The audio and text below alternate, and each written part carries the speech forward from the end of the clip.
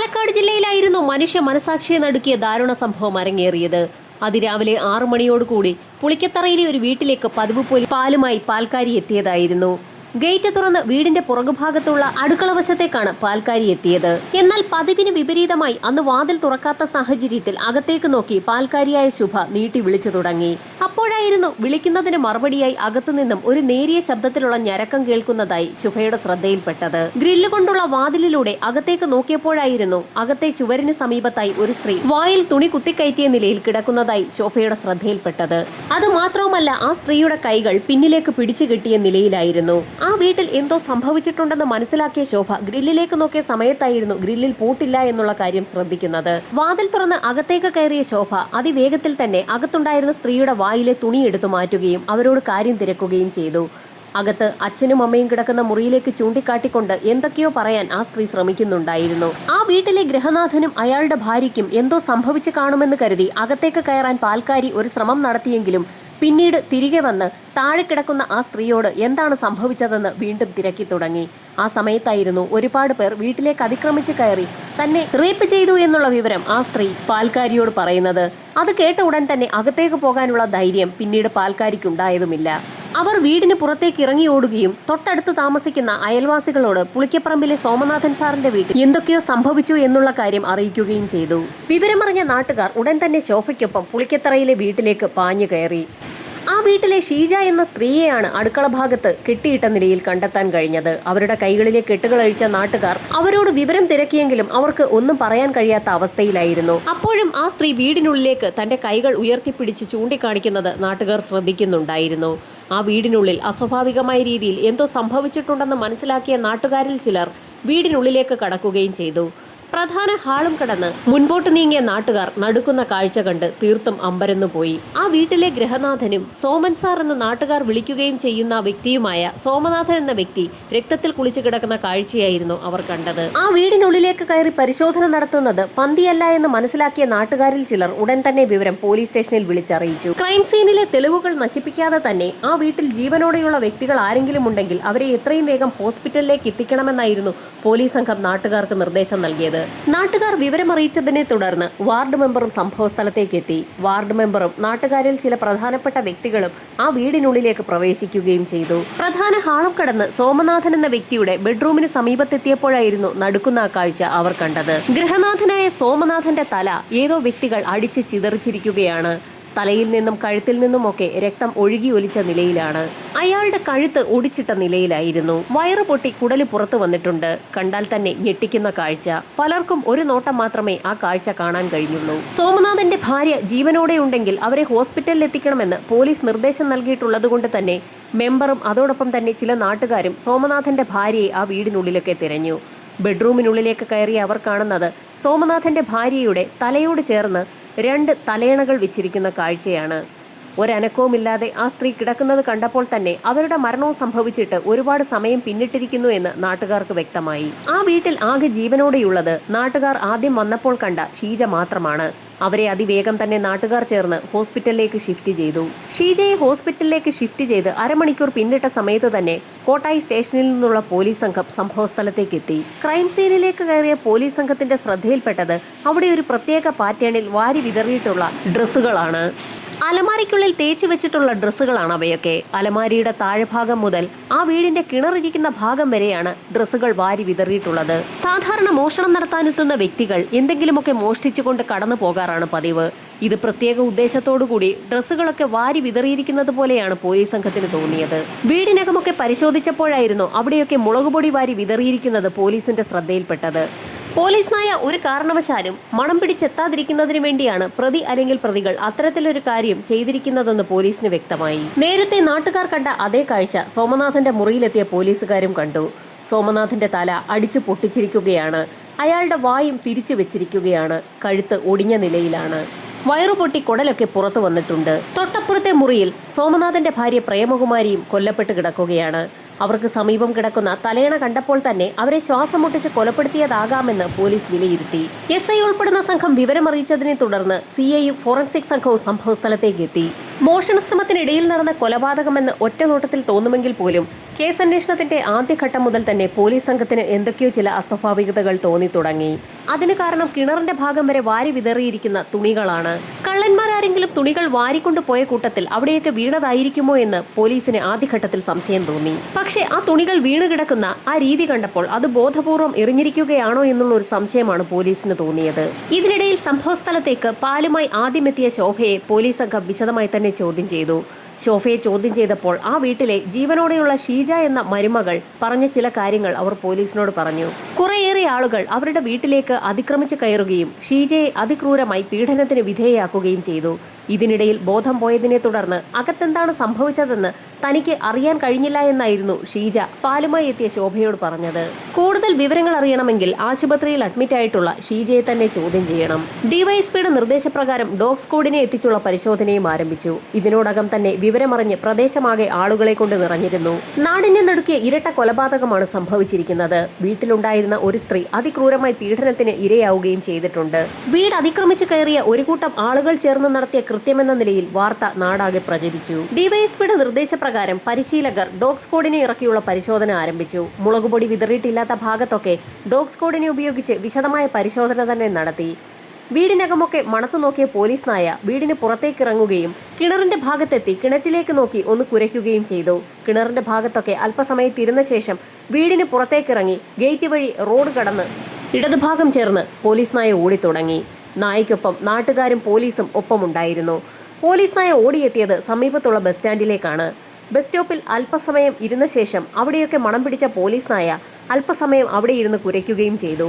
Police സംഘം വിവരമറിയിച്ചതിനെ തുടർന്ന് വീടിനുള്ളിൽ പരിശോധന നടത്തിക്കൊണ്ടിരുന്ന ഫോറൻസിക് സംഘവും ബസ് സ്റ്റാൻഡിലേക്ക് എത്തി അവിടമൊക്കെ അരിച്ചു പറക്കി പരിശോധന നടത്തി. പ്രതി അല്ലെങ്കിൽ പ്രതികൾ കൃത്യം നടത്തിയ ശേഷം ബസ്സിൽ കയറി രക്ഷപ്പെട്ടിരിക്കാമെന്ന് പോലീസ് വിലയിരുത്തി. കൊലപാതകങ്ങൾ സംഭവിച്ചിരിക്കുന്നത് രാത്രിയാണ്. അതുകൊണ്ട് തന്നെ ബസ് സ്റ്റാൻഡിലെത്തി കാത്തിരുന്ന പ്രതികൾ അതിരാവിലെയുള്ള ബസ്സിന് തന്നെയാകാം പോയിരിക്കുന്നതെന്നും പോലീസ് ഉറപ്പിച്ചു. ബസ് സ്റ്റാൻഡിൽ തിരക്കിയപ്പോൾ അതിരാവിലെ എത്തുന്നത് 5:30-ക്കുള്ള ബസ്സാണെന്ന് പോലീസിന് വിവരം ലഭിച്ചു. അങ്ങനെയെങ്കിൽ പ്രതി അല്ലെങ്കിൽ പ്രതികൾ 5:30-ക്കുള്ള ബസ്സിൽ കയറി രക്ഷപ്പെട്ടിരിക്കാമെന്ന് തന്നെ പോലീസ് തീരുമാനിച്ചു. അതിരാവിലെ 5:30-ക്ക് പുറപ്പെടുന്ന ബസ് കണ്ടെത്താനും ബസ് കേന്ദ്രീകരിച്ച് ഒരു അന്വേഷണം നടത്താനും ഡിവൈഎസ്പി ഉടൻ തന്നെ ഒരു സംഘം പോലീസുകാർക്ക് നിർദ്ദേശം നൽകി. ഈ സമയം വീടിനുള്ളിൽ വിശദമായ പരിശോധന നടത്തുകയായിരുന്നു. ഫോറൻസിക് സംഘത്തിന്റെ പരിശോധനയിൽ സോമനാഥൻ എന്ന വ്യക്തിയെ അതിക്രൂരമായി ചുറ്റിക കൊണ്ട് തലക്കടിച്ച് കൊലപ്പെടുത്തിയിരിക്കുകയാണെന്ന് വ്യക്തമായി. അത് മാത്രവുമല്ല, വളരെ ഷാർപ്പായ ഒരു ഒബ്ജക്റ്റ് ഉപയോഗിച്ച് സോമനാഥന്റെ വയറ് കുത്തി കീറിയിട്ടുമുണ്ട്. ചുറ്റികയ്ക്ക് പുറമെ ഒരു കത്തി ഉപയോഗിച്ചതിന്റെ എല്ലാ ലക്ഷണങ്ങളും അവിടെ കാണുകയാണ്. എന്നാൽ സോമനാഥന്റെ ഭാര്യയെ കൊലപ്പെടുത്തിയിരിക്കുന്നതാകട്ടെ 2 തലയണകൾ ഉപയോഗിച്ച് ശ്വാസം മുട്ടിച്ചുമാണ്. എന്നാൽ ആ സ്ത്രീയുടെ ഭാഗത്തു നിന്നും യാതൊരു എതിർപ്പും ഉണ്ടായിട്ടില്ല എന്നും അന്വേഷണത്തിൽ വ്യക്തമായി.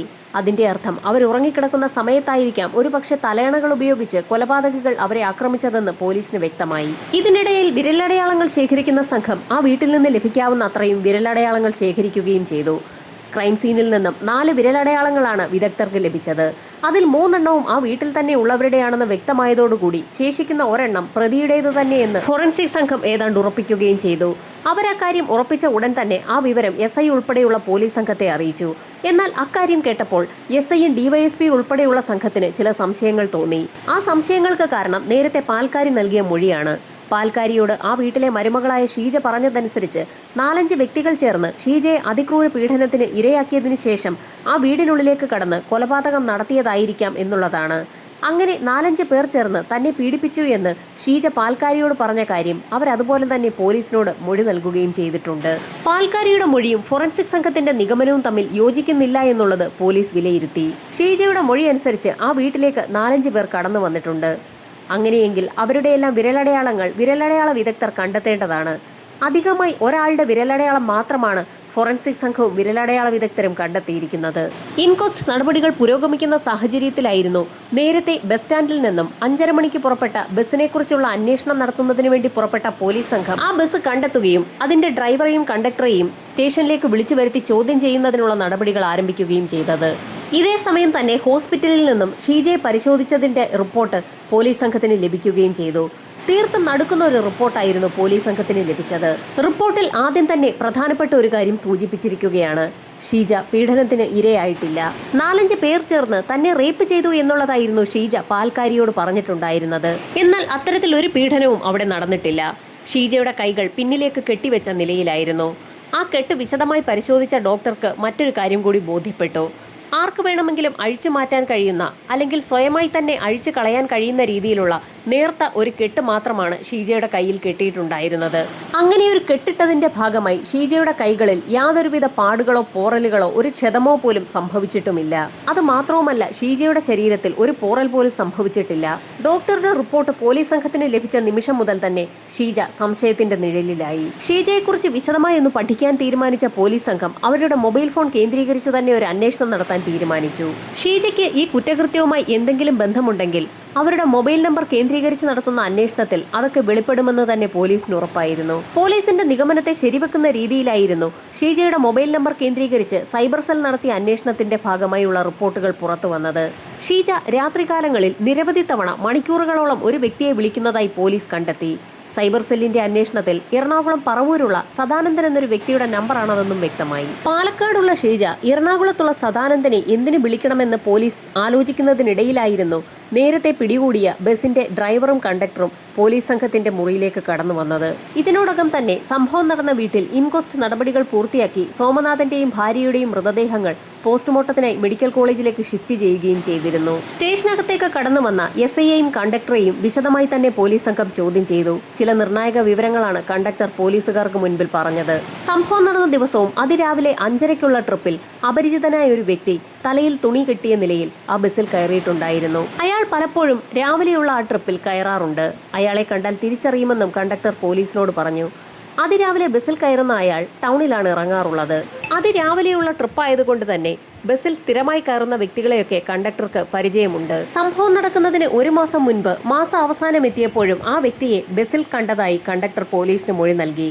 ഈ സമയത്തായിരുന്നു നേരത്തെ മരണപ്പെട്ട സോമനാഥൻ പോലീസ് സ്റ്റേഷനിൽ നൽകിയിട്ടുള്ള പരാതി സ്റ്റേഷൻ SIയുടെ ശ്രദ്ധയിൽപ്പെടുന്നത്. കൊലപാതകം നടന്ന് ഏകദേശം 1 മാസങ്ങൾക്ക് മുൻപ് സോമനാഥൻ സ്റ്റേഷനിൽ ഒരു പരാതി നൽകിയിട്ടുണ്ട്. ഒരു ദിവസം വൈകുന്നേരം ഹാളിലിരുന്ന് TV കണ്ടുകൊണ്ടിരിക്കുന്നതിനിടയിൽ തന്റെ ബെഡ്റൂമിൽ എന്തോ അറക്കുന്നത് പോലെ ഒരു ശബ്ദം കേട്ടുകൊണ്ട് സോമനാഥൻ ബെഡ്റൂമിന് സമീപത്തേക്ക് എത്തിയിരുന്നു.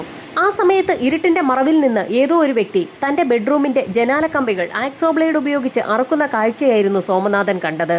അയാൾ ബഹളം വെച്ചതിനെ തുടർന്ന് അന്ന് നാട്ടുകാർ അവിടേക്ക് ഓടിയെത്തുകയും വിവരം പോലീസ് സ്റ്റേഷനിൽ അറിയിക്കുകയും ഒരു CPO കേസ് അന്വേഷിച്ച് സോമനാഥന്റെ വീട്ടിലെത്തുകയും പരാതി രജിസ്റ്റർ ചെയ്യുകയും അന്വേഷണത്തിന്റെ ഭാഗമായി അന്ന് അറുത്തു മാറ്റപ്പെട്ട ആ ജനാലക്കമ്പിയുടെ ഫോട്ടോ എടുക്കുകയും ഒക്കെ ചെയ്തിരുന്നു.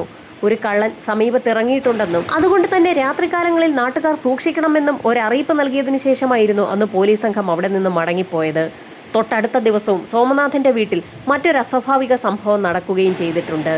പതിവ് പോലെ സോമനാഥൻ TV കണ്ടുകൊണ്ടിരിക്കുന്ന സമയത്തായിരുന്നു രാത്രിയിൽ ബെഡ്റൂമിൽ എന്തോ ഒരു അനക്കം കേട്ടത്. ബെഡ്റൂമിലേക്ക് എത്തിയ സോമനാഥൻ കാണുന്നത് തന്റെ കട്ടിലിലേക്ക് ജനാലയുടെ ഭാഗത്തു നിന്നും ഒരു വയർ നീണ്ടു കിടക്കുന്ന കാഴ്ചയാണ്. സോമനാഥൻ ബഹളം വെച്ചതിനെ തുടർന്ന് അന്നും നാട്ടുകാർ അയാളുടെ വീട്ടിലേക്ക് എത്തിയിരുന്നു. ഒരു ഏണി സംഘടിപ്പിച്ച് നാട്ടുകാർ വീടിന് മുകളിലേക്ക് കയറി നോക്കിയപ്പോഴായിരുന്നു വീടിന് മുകളിൽ നിന്നും കണക്ട് ചെയ്ത ഒരു വയർ ജനാലയിലൂടെ സോമനാഥന്റെ മുറിക്കുള്ളിലേക്ക് ഇട്ടിരിക്കുകയാണെന്ന് വ്യക്തമായത്. അബദ്ധവശാൽ സോമനാഥന്റെ ശരീരത്തിൽ ആ വയർ തട്ടിയിരുന്നെങ്കിൽ ഷോക്കടിച്ച് ആ നിമിഷം തന്നെ സോമനാഥന്റെ മരണവും സംഭവിച്ചേനെ. ബോധപൂർവം സോമനാഥനെ ഷോക്കടിപ്പിച്ച് കൊല്ലാൻ ഏതോ വ്യക്തികൾ ശ്രമിക്കുകയാണ്.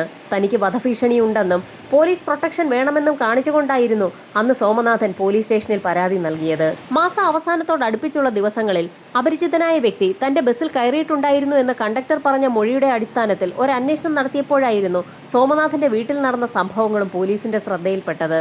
2 ദിവസങ്ങളിലായിരുന്നു സോമനാഥന്റെ വീട്ടിൽ അയാളെ കൊലപ്പെടുത്തുന്നതിനുള്ള ശ്രമം നടന്നത്. ആ 2 ദിവസങ്ങളിലും അപരിചിതനായ വ്യക്തി ബസ്സിൽ കയറിയിട്ടുണ്ടോ എന്നുള്ള ഒരു അന്വേഷണം നടത്താൻ പിന്നീട് പോലീസ് തീരുമാനിച്ചത്. പോലീസ് ചോദിച്ചപ്പോൾ തന്നെ കണ്ടക്ടർ അക്കാര്യം ഉറപ്പിച്ചു പറയുകയും ചെയ്തു. 30, 31 തീയതികളിൽ തലയിൽ കൂടി തോർത്തു കെട്ടിയ ഒരു വ്യക്തി മുഖം പാതി മറച്ച നിലയിൽ തന്നെ തന്റെ ബസ്സിൽ യാത്ര ചെയ്തിരുന്നു എന്നും അയാൾ ടൗണിൽ ഇറങ്ങിയെന്നും കണ്ടക്ടർ ഉറപ്പിച്ചു തന്നെ പറഞ്ഞു. വീണ്ടും ആ ബസ് സ്റ്റോപ്പ് കേന്ദ്രീകരിച്ചൊക്കെ പോലീസ് സംഘം ഒരു അന്വേഷണം നടത്തിയപ്പോഴായിരുന്നു ബസ് സ്റ്റോപ്പിന് സമീപത്തുള്ള ചായക്കട പോലീസിന്റെ ശ്രദ്ധയിൽപ്പെട്ടത്. അതിരാവിലെ തന്നെ യാത്രക്കാർ ബസ് സ്റ്റോപ്പിലേക്ക് എത്തുന്ന സാഹചര്യത്തിൽ അതിരാവിലെ തന്നെ ഉണർന്നു പ്രവർത്തിക്കുന്ന ആ ചായക്കടയിലേക്കും പല ആളുകളും ചായ കുടിക്കാൻ കയറാൻ സാധ്യതയുണ്ട്. അതുകൊണ്ട് തന്നെ സമീപത്തുള്ള ചായക്കട കേന്ദ്രീകരിച്ചുകൂടി പോലീസ് സംഘം ഒരു അന്വേഷണം നടത്തി. പതിവായി ബസ്സിൽ കയറാൻ അതിരാവിലെ എത്തുന്ന ആളുകളെയൊക്കെ തനിക്ക് പരിചയമുണ്ടെന്നും അവരിൽ പലരും ചായക്കടയിൽ വന്ന് ചായ കുടിക്കാറുണ്ടെന്നും ചായക്കടക്കാരൻ പോലീസിനോട് മൊഴി നൽകി. എന്നാൽ അപരിചിതനല്ല എന്നും ഇടയ്ക്കിടയ്ക്ക് ഇവിടെ വരാറുള്ള ഒരു വ്യക്തി തന്റെ ചായക്കടയിൽ അന്ന് ചായ കുടിക്കാൻ എത്തിയിരുന്നു എന്നും ആ ചായക്കടക്കാരൻ പോലീസിനോട് പറഞ്ഞു. അയാളുടെ തലയിൽ ഒരു തോർത്ത് കെട്ടിയിട്ടുണ്ടായിരുന്നു എന്നും സോമനാഥൻ എന്ന വ്യക്തിയുടെ കൊലപാതകം നടന്നതിന്റെ തൊട്ടടുത്ത ദിവസം രാവിലെ അയാൾ ഇവിടെ വന്ന് ചായ കുടിച്ചിരുന്നു എന്നും ഇതിനു മുൻപ് 2 ആഴ്ചകൾക്ക് മുൻപ് അടുപ്പിച്ച് 2 ദിവസം എത്തിയിരുന്നു എന്നും അതിനു മുൻപ് പലപ്പോഴും ഇവിടെ വന്ന് താൻ അയാളെ കണ്ടിട്ടുണ്ടെന്നുമൊക്കെ ചായക്കടക്കാരൻ പോലീസിനോട് പറഞ്ഞു. അന്വേഷണം നടത്തിയ പോലീസ് സംഘം അവർക്ക് ലഭിച്ച എല്ലാ കാര്യങ്ങളും ഡിവൈഎസ്പിക്ക് മുൻപാകെ റിപ്പോർട്ടാക്കി സമർപ്പിക്കുകയും ചെയ്തു. ഈ സമയത്തായിരുന്നു സൈബർ സെല്ലിന്റെ ഭാഗത്തു നിന്നും നിർണായകമായ ചില റിപ്പോർട്ടുകൾ കൂടി പോലീസിനെ തേടിയെത്തിയത്. തീർത്തും ഞെട്ടിക്കുന്ന ഒരു റിപ്പോർട്ടായിരുന്നു അത്. പറവൂരിലുള്ള സദാനന്ദൻ എന്ന വ്യക്തിയുടെ ടവർ ലൊക്കേഷൻ കൊലപാതകം നടന്ന ദിവസം പാലക്കാടുള്ള വീടിന് പരിസരത്ത് തന്നെയുണ്ട്. പാലക്കാടുള്ള സദാനന്ദൻ എന്ന വ്യക്തി തന്നെയാണോ അതിരാവിലെ 5:30 ബസ്സിന് കയറി പോയത് എന്നുള്ളത് ഉറപ്പിക്കുക മാത്രമായിരുന്നു പിന്നീട് പോലീസ് ചെയ്യേണ്ടിയിരുന്ന കാര്യം. പാലക്കാട് സ്റ്റേഷനിൽ നിന്ന് വിവരമറിയിച്ചതിനെ തുടർന്ന് പറവൂർ സ്റ്റേഷനിലുള്ള പോലീസ് സംഘം ഉടൻ തന്നെ സദാനന്ദനെ തേടിപ്പിടിച്ച് അയാളുടെ വീട്ടിലെത്തുകയും അയാളെ കസ്റ്റഡിയിലെടുക്കുകയും ചെയ്തു. സദാനന്ദനെ വിശദമായി തന്നെ പോലീസ് സംഘം ചോദ്യം ചെയ്തു. ഒരു ജോലിയുടെ ഭാഗമായി താൻ പാലക്കാട്ടേക്ക് പോയിരുന്നു എന്നും പാലക്കാട് ഒരു വീട്ടിൽ കാര്യസ്ഥപ്പണി ലഭിക്കുമെന്ന് ഒരു വ്യക്തി പറഞ്ഞതിന്റെ അടിസ്ഥാനത്തിൽ താൻ അവിടേക്ക് എത്തിയതെന്നുമൊക്കെ സദാനന്ദൻ പോലീസിന് മൊഴി നൽകി. ഈ സമയത്തായിരുന്നു സ്വാമിനാഥനെയും അയാളുടെ ഭാര്യയും എന്തിനാണ് താൻ കൊലപ്പെടുത്തിയതെന്നുള്ള നിർണായക ചോദ്യം ഡയറക്റ്റായി തന്നെ ഡിവൈഎസ്പി സദാനന്ദനോട് ചോദിച്ചത്. തനിക്കൊന്നും അറിയില്ല എന്ന് സദാനന്ദൻ പോലീസുകാരോട് ആവർത്തിച്ച് പറഞ്ഞു. ഈ സമയത്തായിരുന്നു ഡിവൈഎസ്പി ഒരു നിർണായക കാര്യം സദാനന്ദനോട് പറയുന്നത്. സദാനന്ദനെ കസ്റ്റഡിയിലെടുത്ത നിമിഷത്തിൽ തന്നെ അയാളുടെ വിരലടയാളവും പോലീസ് സംഘം ശേഖരിച്ചിരുന്നു. ആ വിരലടയാളം നേരത്തെ സംഭവം നടന്ന സ്വാമിനാഥന്റെ വീട്ടിൽ നിന്ന് ലഭിച്ച വിരലടയാളവുമായി മാച്ച് ചെയ്യുന്നുണ്ട്. അക്കാര്യം പോലീസ് തീർത്തു പറഞ്ഞതും സദാനന്ദൻ ചില കാര്യങ്ങൾ പോലീസിനോട് തുറന്നു പറഞ്ഞു. സദാനന്ദൻ പറഞ്ഞ കാര്യങ്ങൾ രേഖപ്പെടുത്തിയ പോലീസ് സംഘം അയാളുമായി സ്വാമിനാഥന്റെ വീട്ടിലേക്ക് എത്തി. ഈ സമയത്ത് പോസ്റ്റ്മോർട്ടം പൂർത്തിയാക്കിയ മൃതദേഹങ്ങൾ സംസ്കാര ചടങ്ങുകളുടെ ഭാഗമായി വീട്ടിലേക്ക് കൊണ്ടുവന്നിട്ടുണ്ടായിരുന്നു. കൊല്ലപ്പെട്ട സ്വാമിനാഥന്റെയും ഭാര്യയുടെയും മകനായ പ്രദീപും സംഭവസ്ഥലത്തേക്ക് എത്തിയിരുന്നു.